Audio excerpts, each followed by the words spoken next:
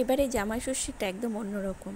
তো আগের দিনই পৌঁছে গেছিলাম শনিবার রাতে। তো চলুন কীরকম রাতটুকু কাটালাম সেটা অবশ্যই আপনাদের সঙ্গে শেয়ার করি। নমস্কার। আর আপনারা আশা করি সবাই খুব ভালো আছেন, আমরাও ভীষণ ভালো আছি।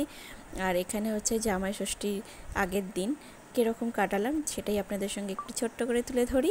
আর তারপরের দিনটা তো আছে, এখানে দেখতেই পাচ্ছেন দুই পুচকে মিলে এখন এরা এখানে ড্রয়িংয়ে দেখছে। মেয়ের কিছু প্রজেক্টের খাতাপত্র নিয়ে এসেছিলো, সেগুলোই বোনের সাথে শেয়ার করছিল। বলেছিলাম ওকে একটুখানি করে নিতে প্রজেক্টের কিছু কাজ। তো যাই হোক, সেটা তো আর জোর করা যায় না, মামাবাড়ি বলে কথা। এখানে দেখুন মায়ের রান্নাঘরটা বেশ সুন্দর কালারফুল একদম লাগে আমার। আর এখানে মা চা বসিয়ে দিয়েছে, কারণ আমরা এসেছিলাম সেই কারণে। আর এখানে রাতের জন্য আটা একদম রেডি। তো চিকেন হবে। এইদিকে এখানে মা আবার চিকেনটাকে ভালো করে ধুয়ে রেখে দিয়েছে। তো চিকেন আর রুটি, আর যারা ভাত খাবে তাদের জন্য ভাত। তো তখনই এবার মায়ের সাথে এসে গল্প করছিলাম, কারণ প্রচণ্ড খিদে পেয়ে গেছিলো। আর সেই কারণে আর কিছু খাওয়া হয়নি, বাইরে বৃষ্টিও পড়ছিল আর বাইরে থেকে কিছু আনাও হয়নি।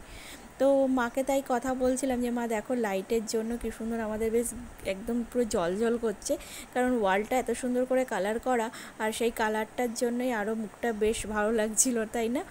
মা বাপি এখানে আগে থাকে না, মা বাপি চিড়িয়ামোড়ে থাকতো। তো ওখানে থেকে এখানে এসছে, তো ঘরটা সেই জন্যই সব নতুন করে রং চং করা হয়েছে। আর এবারে বোনও এসছে।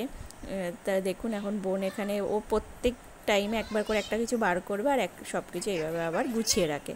তো ওই জন্য ওর পিছনে একটুখানি লেগে নেওয়া, যে তুই তাহলে চলে যাচ্ছিস, তাহলে মাটনটা কে খাবে।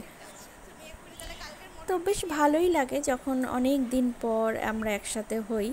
আর এখন তো সেরকম সবারই পড়াশোনা কাজকর্মের চাপের জন্য আর সেই রকম করে আর আমরা এক জায়গায় হয়ে উঠতে পারি না। তো মাঝে চলে গেছিলাম একটুখানি বাড়ির দিকে, সেই কারণে হচ্ছে বাবাকে ছাড়তে, আর একেবারে আগের দিনের জন্য মানে ষষ্ঠীর যে দই মিষ্টিটা সেটা নিয়ে চলে এসেছি, কারণ দোকানটা ফাঁকাও ছিল আর ভিড় কম ছিল, কারণ পরের দিন তো প্রচণ্ড ভিড় হবে। আর এখানে দেখুন চলে এসেছি, এই হচ্ছে দই আর মিষ্টি। তো বোন অনেকটা টক দই, 3 কিলো টক দই এনেছে, আর আম লিচু সবও এনেছে। তো ওকে তার জন্য আমি মিষ্টি দইটা এনেছি। আর এই ছিল আমাদের আগের দিনের পর্ব সমস্ত কিছু। এদিকে প্রচণ্ড গরম, লাইটগুলো প্রায় অফ করে রাখলে একটু গরমটা কম লাগে, তাই জন্য এক ঘরের লাইট অফ। তো চলুন রাতে কি রান্নাবান্না আমাদের হয়েছে বলেই তো দিয়েছি, আগে মা দুপুরে কিছু করেছিল সেটাও কিছুটা রয়ে গেছে। আর এখানে আমরা খেতে বসে গেছি। আর এই জামাই ষষ্ঠীর আগের দিনের পর্বটা আপনাদের সঙ্গে এটা ছোট্ট করে একটু শেয়ার করলাম। আর সবাই সুস্থ থাকবেন, ভালো থাকবেন, সাবধানে থাকবেন। এই ব্লগটা বেশি বড় না, ছোট্ট একটা ব্লগ আপনাদের সঙ্গে শেয়ার করলাম। পরের দিনেরটা মানে জামাই ষষ্ঠীটা কীরকম আমরা সবাই মিলে একসঙ্গে কাটিয়েছি সেটা অবশ্যই আপনাদের সঙ্গে শেয়ার করব। তো এক জায়গায় হলে একটু হাসি মজা, খাওয়া দাওয়া, গল্প আড্ডা এটা হতেই থাকে।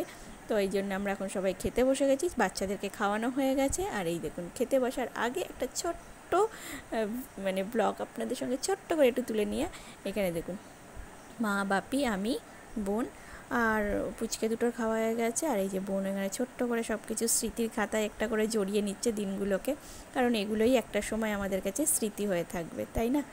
তো আপনাদেরও আশা করি জামাই ষষ্ঠী খুব ভালো গেছে, আমাদেরও খুব ভালো গেছে। সেটা পরের ব্লগে আপনাদের সঙ্গে আমরা সবটাই শেয়ার করব। আর আজকের ব্লগটা এখানেই শেষ করছি।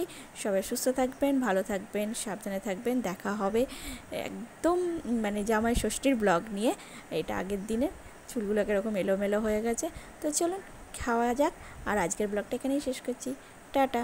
সবাই সুস্থ থাকবেন, ভালো থাকবেন। যদি ব্লগটা ভালো লেগে থাকে তাহলে লাইক করবেন, আর কমেন্ট করে অবশ্যই জানাবেন আপনাদের ষষ্ঠীটা কেমন গেল।